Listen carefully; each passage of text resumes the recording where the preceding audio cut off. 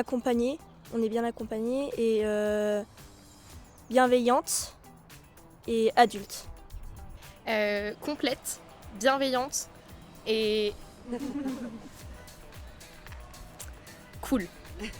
Alors, humaine, motivante et enrichissante. Alors, intense,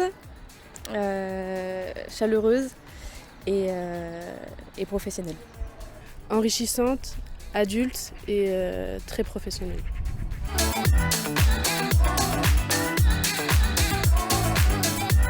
J'ai fait un CAP employé de commerce multispécialité et après j'ai travaillé 1 an dans le commerce, puis 1 an en usine et 1 an dans la petite enfance en tant qu'animatrice périscolaire et centre de loisirs. Alors j'ai passé un bac littéraire et après ça j'ai fait 2 ans de fac d'anglais en LLCE et ensuite j'ai fait un bachelor de 3 ans en audiovisuel et puis maintenant je fais mon CAP petite enfance à la Rift.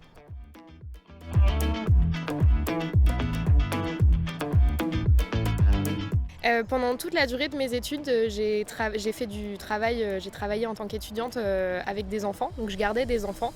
Et je me suis rendu compte que finalement, je prenais presque plus de plaisir à faire mon petit job à côté de mes études que mes études. Et je me suis dit que peut-être que c'est parce que c'était ça qui me convenait le plus, donc je me suis lancée dans un CAP. C'est justement grâce à mon bac pro SAPAT, parce que durant cette période de formation, en fait, c'est un bac professionnel, donc on a des périodes de stage dans lesquelles on doit découvrir certains milieux. Et ce bac-là était majoritairement basé sur des voies touchant au milieu humain, donc la petite enfance, les personnes âgées et les personnes atteintes de handicap. La petite enfance a toujours été mon premier amour.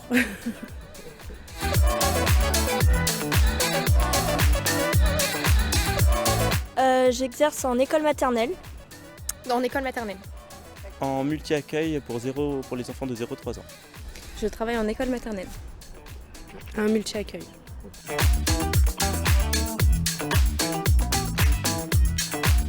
Je m'y suis pris un peu sur le tard, donc j'ai essuyé pas mal de refus parce qu'il y avait déjà beaucoup d'alternances qui étaient prises. Mais la Rift m'a fait des propositions, donc ça m'a beaucoup aidé pour trouver. Pas vraiment, venant de Bourgogne, donc d'une région assez loin de Nantes quand même.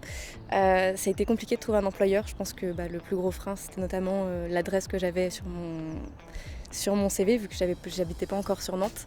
Mais malgré tout, avec l'aide de la Rift aussi, qui nous proposait à chaque fois des structures pour nous aider à en trouver, j'ai réussi à en avoir une facilement.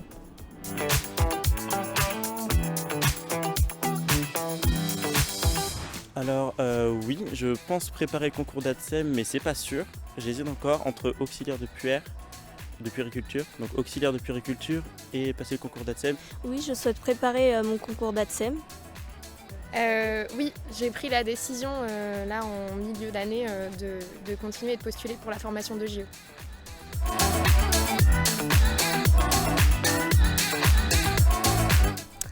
Moi je leur conseille de le faire parce que du coup ça ouvre plein de portes en tant qu'en crèche et en école maternelle, mais aussi pour pouvoir préparer d'autres diplômes plus haut. Et un CAP, on va dire, c'est plus facile qu'un bac et ça permet aussi d'avoir une expérience professionnelle. En fait, ce CAP c'est une base, en fait, ça ouvre des portes plus larges après.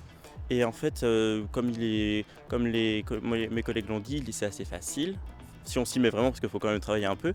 Et en soi, c'est une bonne expérience, en fait, parce que du coup, on peut faire le lien entre la théorie et la pratique, parce qu'on est plus sur le terrain. On voit plus de choses, en fait, sur le terrain qu'en théorie.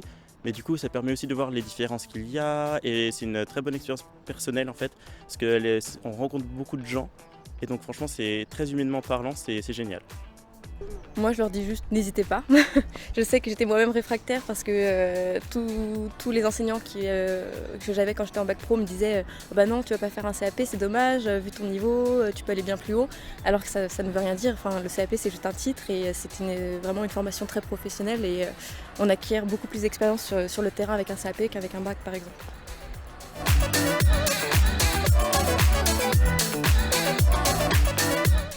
Déjà, ça fait une vraie expérience professionnelle et ça nous permet de vraiment voir ce que c'est que le monde du travail dans la petite enfance.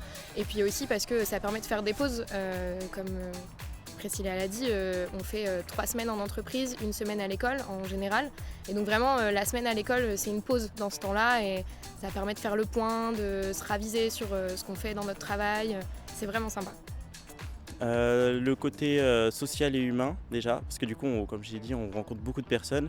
Et aussi, c'est vrai qu'il y a quand même le côté salaire qui compte quand même pas mal. Et vu qu'on est rémunéré, mais en fait, ça fait un tout avec le côté humain, le côté des cours et avec la formation. Et franchement, ça se passe très bien. Donc, faut pas hésiter.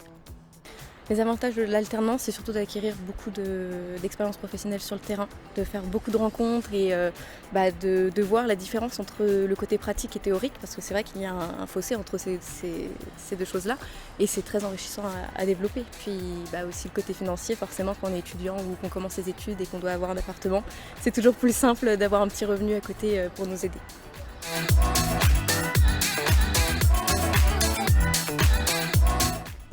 Pour moi, c'est vraiment la relation adulte qu'il y a entre les formateurs et nous.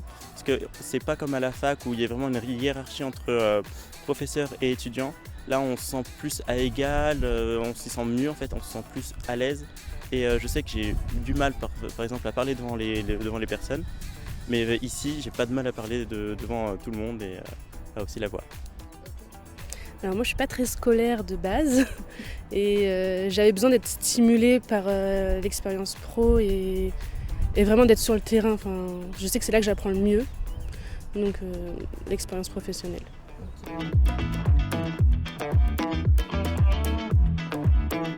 Plutôt agréable. C'est vrai qu'au début, quand on arrive dans ce grand bâtiment, on est assez stressé parce qu'il y a plein de monde.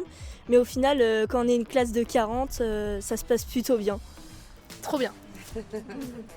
Elle est très bien.